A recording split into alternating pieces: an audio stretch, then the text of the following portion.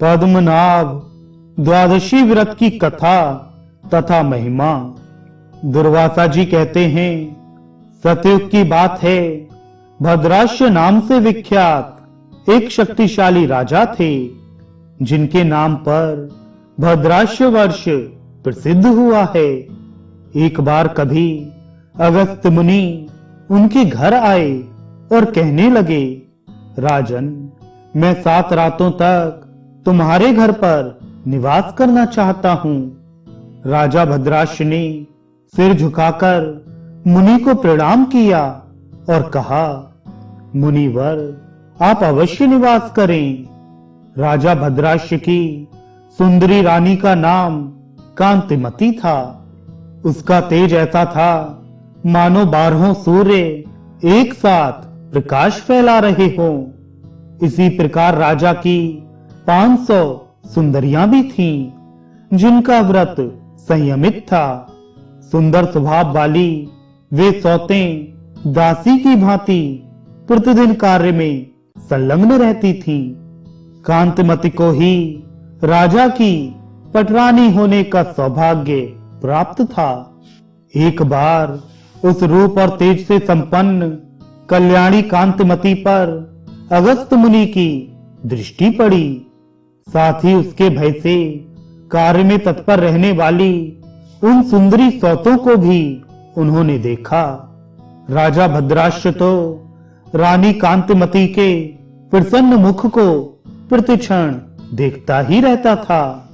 ऐसी परम सुंदरी रानी को देखने के कुछ समय बाद अगस्त जी आनंद में विवल होकर इस प्रकार बोले, राजन, आप धन्य हैं, धन्य हैं।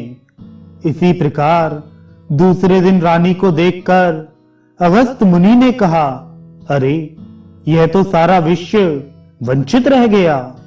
फिर तीसरे दिन उस रानी को देखकर यूं कहने लगे, अहो, ये मूर्ख गोविंद भगवान को भी नहीं जानते, जिन्होंने केवल एक दिन की प्रसन्नता से इस राजा को सब कुछ प्रदान किया था। चौथे दिन अगस्त मुनि ने अपने दोनों हाथों को ऊपर उठाकर फिर कहा, जगत प्रभो, आपको साधुवाद, धन्यवाद है। स्त्रियां धन्य हैं। ब्राह्मण, क्षत्रिय और वैश्य, तुम्हें पुनः पुनः धन्यवाद है। भद्राश्य, तुम्हें धन्यवाद है। हे अगस्त्य, तुम भी धन्य हो। प्रहलाद एवं महाव्रती ध्रुव, तुम सभी धन्य हो। इस प्रकार उच्च स्वर से कहकर अगस्त्य मुनि राजा भद्राश्य के सामने नाचने लगे। फिर तो ऐसे कार्य में संलग्न अगस्त्य मुनि को देखकर रानी सहित उस नरेश ने मुनि से पूछा, ब्राह्मण, आपके इस हर्ष का क्या कारण है? आप क्यों इस प्रकार नृत्य कर रहे हैं? मुनिवर अगस्त्य ने कहा, राजन, बड़े आश्चर्य की बात है, तुम कितने अज्ञानी हो। साथ ही तुम्हारा अनुगमन करने वाले ये मंत्री, पुरोहित और अन्य अनुजीवी भी मूर्ख ही हैं, जो मेरी बात समझ नहीं पाते। इस प्रकार अगस्त मुनि के कहने पर राजा भद्राश्य ने हाथ जोड़कर कहा, ब्राह्मण, आपके मुख से उच्चारित पहेली को हम नहीं समझ पा रहे हैं। अतः महाभाग, यदि आप अनुग्रह करना चाहते हो तो मुझे बताने की कृपा करें। अगस्त्य जी बोले, राजन, पूर्व जन्म में यह रानी किसी नगर में हरदत्त नामक एक वैश्य के घर में दासी का काम करती थी। उस समय भी तुम ही इसके पति थे। हरदत्त के ही यहां तुम भी सेवावृत्ति से एक कर्मचारी का काम करते थे। एक समय की बात है, अश्विन मास के शुक्ल पक्ष की द्वादशी का व्रत नियम पूर्वक करने के लिए वह वैश्य तत्पर हुआ। स्वयं भगवान विष्णु के मंदिर में जाकर पुष्प एवं धूप आदि से उन प्रभु की पूजा की। तुम दोनों स्त्री एवं पुरुष उस वैश्य की सुरक्षा के लिए साथ थे। पूजनोपरांत वह वैश्य तो अपने घर लौट आया। महामते, दीपक बुझ ना जाए, इसलिए तुम दोनों को वहीं रहने की आज्ञा दे दी।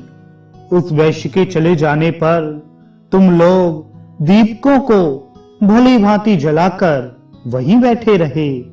राजन, तुम लोग पूरी एक रात जब तक सवेरा ना हुआ तब तक वहां से नहीं हटे। कुछ दिनों के बाद आयु समाप्त हो जाने के कारण तुम दोनों स्त्री पुरुषों की मृत्यु हो गई।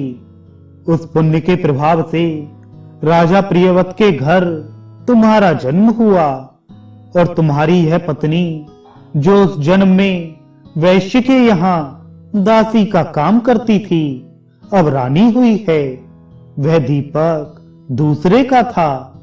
भगवान विष्णु के मंदिर में केवल उसे प्रज्वलित रखने का काम तुम्हारा था। यह उसी का ऐसा फल है। फिर जो अपने द्रव्य से श्री हरि के सामने दीपक प्रज्वलित करे, उसका जो पुण्य है उसकी संख्या तो की ही नहीं जा सकती। इसी से मैंने कहा, राजन, आप धन्य हैं, आप धन्य हैं। सतयुग में पूरे वर्ष तक, त्रेता युग में आधे वर्ष तक तथा द्वापर युग में 3 महीनों तक भक्ति पूर्वक श्री हरि की पूजा करने से विद्वान पुरुष जो फल प्राप्त करते हैं, कलयुग में उतना फल केवल नमो नारायणाय कहकर प्राप्त किया जा सकता है। इसमें कोई संशय नहीं है।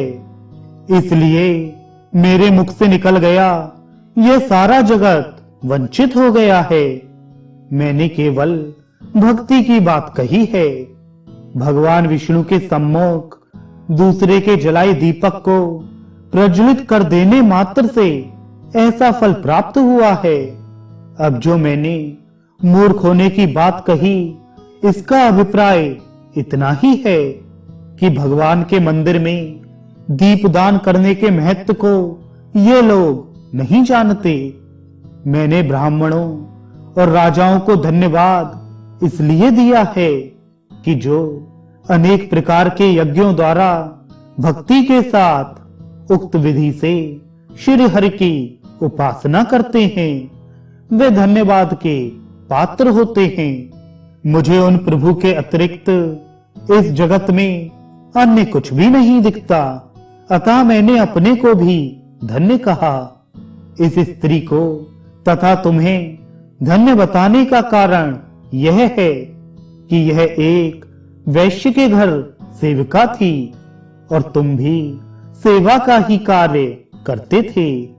स्वामी के चले जाने पर तुम लोगों ने भगवान के मंदिर में दीपक को प्रज्वलित रखा, अतः यह स्त्री और इससे बढ़कर तुम धन्यवाद के पात्र हो।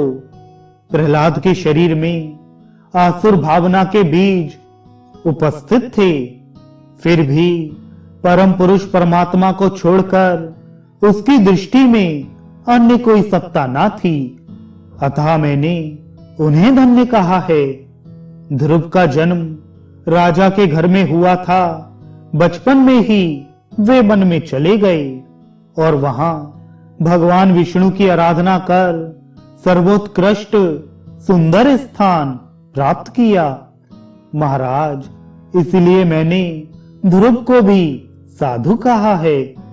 अगस्त जी से राजा भद्राक्ष ने संक्षेप रूप से उपदेश देने की प्रार्थना की थी, अतः मुनि ने कहा, राजन, अब कार्तिक की पूर्णिमा का पर्व आ गया है, मैं पुष्कर क्षेत्र जा रहा हूं। यूं कहकर वे चल पड़े।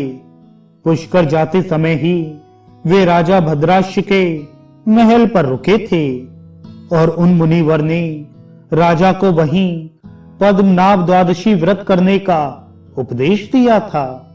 चलते समय मुनि राजा को पुत्र प्राप्ति का आशीर्वाद भी दे गए।